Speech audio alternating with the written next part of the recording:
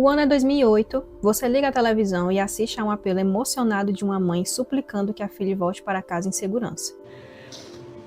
Please just reach out to someone. At least call us and let you know you're okay. We all love you. If there's anybody out there that knows, has seen her or anything, please call. The other thing I want to say is I want to thank everyone in the community that's been a support, all the businesses we both worked for, and the community in general. It's been very comforting. Nothing can be done to make things better, but it's comforting to have support. The main thing is I just want somebody to come forward. If not Chris herself, somebody, let me know. It's hard to not know where your kid is. O desaparecimento da garota logo gera uma grande comoção na comunidade e todos unem esforços para encontrá-la em segurança. Alguns dias mais tarde, o corpo dela é localizado enterrado na neve e os policiais procuram incansavelmente pelo culpado. Mas depois de chegar a um beco sem saída, eles decidem realizar uma operação secreta para enganar o principal suspeito do crime.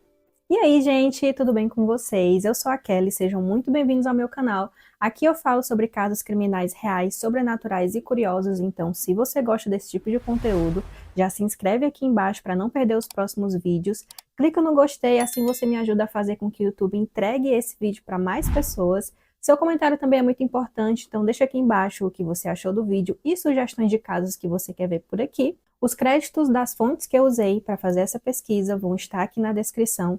Todas as informações contidas nesse vídeo foram encontradas na internet e são de domínio público. Caso você tenha algum tipo de gatilho em relação a vídeos que falem sobre assuntos um pouco mais delicados, eu sugiro que você não assista esse vídeo. Então, recado dado, bora pro vídeo de hoje.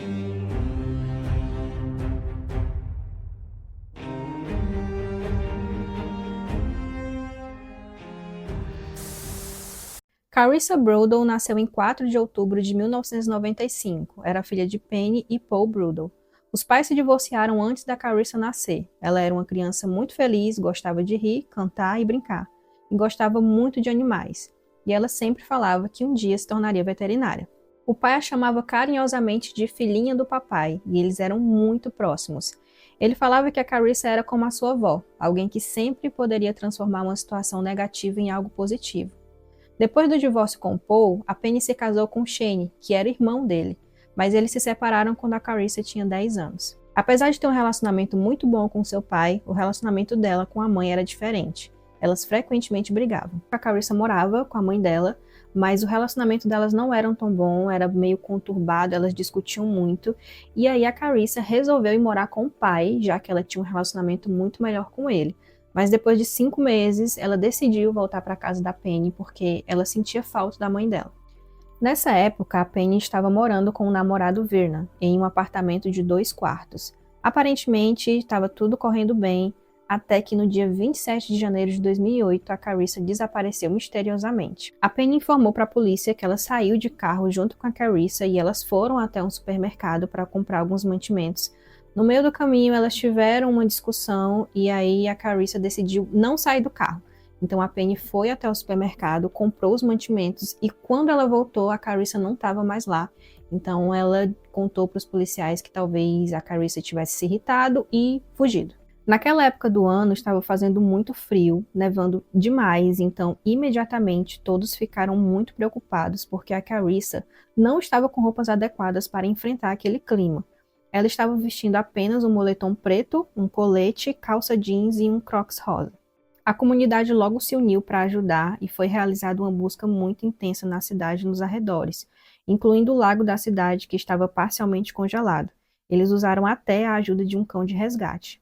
Então os moradores eles estavam muito engajados na procura, nas buscas pela Carissa, então mesmo com a forte neve eles saíam de casa, entregavam panfletos com a foto dela.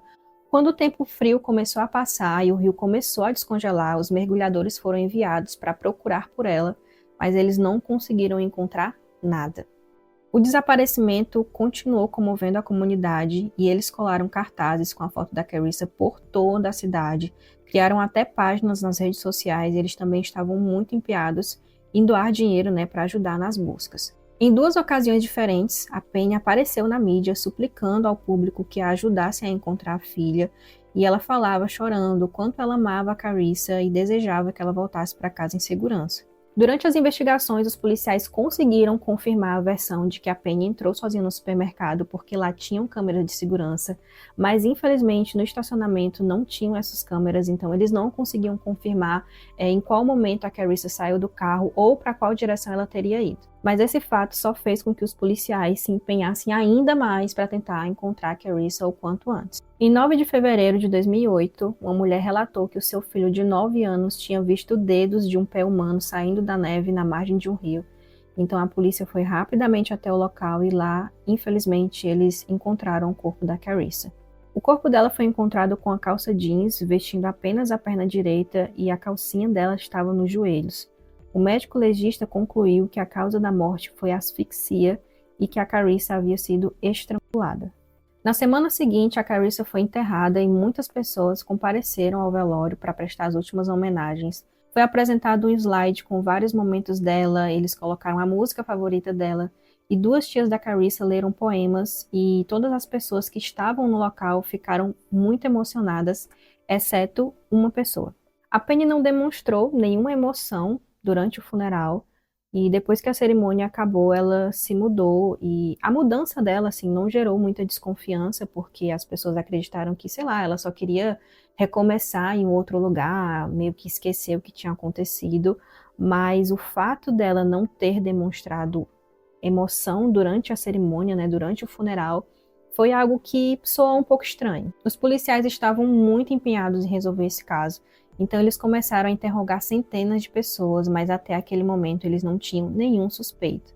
Mas algo chamou a atenção dos agentes, o comportamento da Penny durante e após tudo o que tinha acontecido. Eles começaram a desconfiar que a própria Penny e o namorado dela podiam estar envolvidos no crime. Os investigadores realizaram uma busca na casa deles e encontraram uma série de recados escritos pela Carissa. Eles eram datados de dezembro de 2007 e neles ela escrevia seus sentimentos em relação à vida que ela estava levando naquele momento. E nos bilhetes havia coisas como: estou brava porque minha mãe está noiva do Vernon.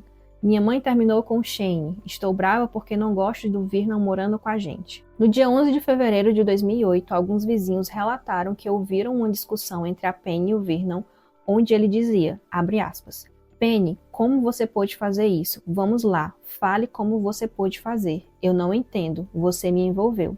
No dia 14 de fevereiro de 2008, a polícia prendeu Penny e Vernon, mas como eles não tinham provas suficientes para apresentar uma acusação, eles foram liberados no dia seguinte. Os investigadores se viram em beco sem saída, então eles resolveram iniciar uma operação secreta. 2 agentes se disfarçaram de membros de uma organização criminosa para fazer amizade com os dois, e eles meio que foram ali, conversavam com a Penny, conversavam com o Vernon, e o Vernon sempre dizia que ele não tinha nenhum envolvimento com o caso, mas que ele suspeitava que a Penny tinha assassinado a Carissa, e ele ficava próximo dela para evitar que a culpa desse crime caísse sobre ele. Os agentes, ainda disfarçados, foram atrás da Penny e 4 meses depois, eles de alguma maneira a convenceram que podiam ajudá-la a se livrar do problema e de uma possível acusação. Ela acreditou que o policial disfarçado era o chefe de uma organização criminosa que podia ajudá-la a encobrir o crime se ela confessasse a eles. Então, em junho do mesmo ano, a Penny contou que ela matou a Carissa depois que Vernon a deu um ultimato e disse que ela teria que escolher entre a Carissa e ele. Ela continuou confessando e disse ao policial disfarçado que faria qualquer coisa pelo namorado, e a ideia de perdê-lo era mais difícil do que a ideia de perder a sua própria filha. Ela chegou ao ponto de encenar a ação, até levou os policiais disfarçados no local onde cometeu o crime. Ela também escreveu um relato bem detalhado do que havia acontecido. A Penny contou que no dia 27 de janeiro ela foi dar uma volta com a Carissa. Ela dirigiu por algumas horas enquanto conversava com a filha e em determinado momento sentiu que as coisas ficaram um pouco fora de controle e as duas estavam com raiva. A Penny disse que fez o que tinha que fazer. A Penny chegou no supermercado e deixou a Carissa no carro. Ela comprou suco e bacon e antes de voltar para o automóvel, ela ligou para o namorado e mentiu, dizendo que a Carissa estava desaparecida. Ela então volta para o carro, coloca as compras no porta-malas e enquanto fazia isso, ela pegou um pedaço de barbante e colocou no bolso. Tudo isso enquanto a Carissa estava viva dentro do carro. A Penny dirigiu até um local remoto e ela disse para Carissa descer do carro. Ambas saíram e discutiram, então a Penny derrubou a Carissa e colocou o joelho sobre o peito dela para imobilizá-la. E a Carissa estava muito assustada, então nesse momento a única coisa que ela conseguia dizer era, abre aspas, mamãe, não. A Penny então enrolou o barbante nas mãos e colocou em volta do pescoço da Carissa e a estrangulou. De acordo com a versão da Penny, ela disse que conseguia sentir a Carissa tentando mover as mãos e que elas estavam cavando no chão, mas depois de algum tempo ela parou de lutar e de se mover. Esse foi o momento que a Carissa morreu. Então, quando a Carissa parou de respirar, a Penny arrastou o corpo dela até o banco do passageiro do carro, pegou o barbante e colocou em um copo vazio que depois ela jogou no lixo. Ela dirigiu até um local isolado perto do rio, estacionou o carro e tirou o corpo da Carissa do veículo. Enquanto ela arrastava o corpo, a calça, as roupas íntimas e as meias da Carissa foram saindo do lugar, mas a Penny decidiu deixar as peças de roupa daquela forma mesmo, porque ela sentiu que isso faria com que as pessoas acreditassem que a Carissa havia sido abusada sexualmente. Ela sabia que o corpo da Carissa não seria localizado tão cedo, porque estava nevando muito e a neve cobria tudo. Então a Penny voltou para o carro, pegou o colete e o capuz da Carissa e jogou no lixo. A Penny chegou em casa por volta das 19 horas daquela noite e ela disse para o namorado que a Carissa tinha fugido. E por volta das 20h30, ela ligou para a polícia e para alguns amigos e professores da Carissa. No dia 14 de junho de 2008, a Penny foi presa e acusada de homicídio em primeiro grau de sua própria filha, mas ela se declarou culpada da acusação menor, que no caso seria de homicídio em segundo grau. Foi realizado um acordo judicial para evitar um julgamento. Durante a primeira aparição da Penny no tribunal, ela chorou, mas ficou em silêncio o tempo todo enquanto as acusações eram lidas para ela. Ela foi conduzida para fora do tribunal e tinha uma multidão enfurecida gritando e xingando ela. Ela recebeu uma sentença de prisão perpétua e só poderia solicitar a liberdade condicional 20 anos depois do início do cumprimento da prisão, mas com possibilidades baixíssimas de serem atendidas. A juíza do caso, que proferiu a sentença, disse que um crime horrível merecia uma frase dura, então ela disse, abre aspas, você nunca mais poderá se chamar de mãe em conjunto com o nome da Carissa novamente. As palavras mamãe, não, de uma Carissa confiante e amorosa estão lá para assombrá-la pelo resto de sua vida. Foi decidido no tribunal que o namorado da Penny não estava envolvido no crime e após a prisão dela, ele foi até a mídia e ele falou que não tinha dado um ultimato a ela, que ele apenas sugeriu que algo fosse feito em relação às constantes discussões entre as duas. Ele contou que estava muito frustrado com as brigas entre elas e disse que a Penny deveria deixar a Carissa ir morar com o pai dela de novo, ou ele iria embora. Ele também contou em entrevista que sentia muita culpa pelo que tinha acontecido, dizendo que era algo que poderia ter sido evitado e que pensa na Carissa o tempo todo.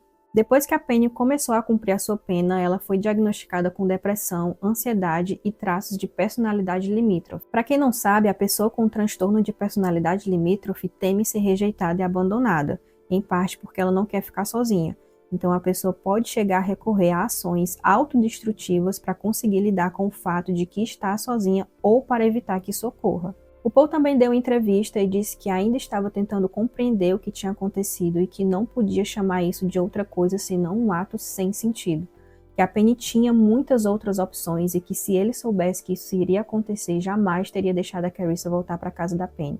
Ele também falou, abre aspas, o centro da minha felicidade está destruído e minhas esperanças e sonhos foram apagados em um ato egoísta. Fecha aspas. Os moradores da cidade nunca conseguiram esquecer o que aconteceu com a Carissa, então até hoje eles deixam flores e brinquedos no local onde o corpo dela foi encontrado. O Paul se casou novamente, ele teve 2 filhos, mas ele sempre fala da Carissa para os filhos dele, contando que ela está acordada com os anjos e com sua amorosa avó.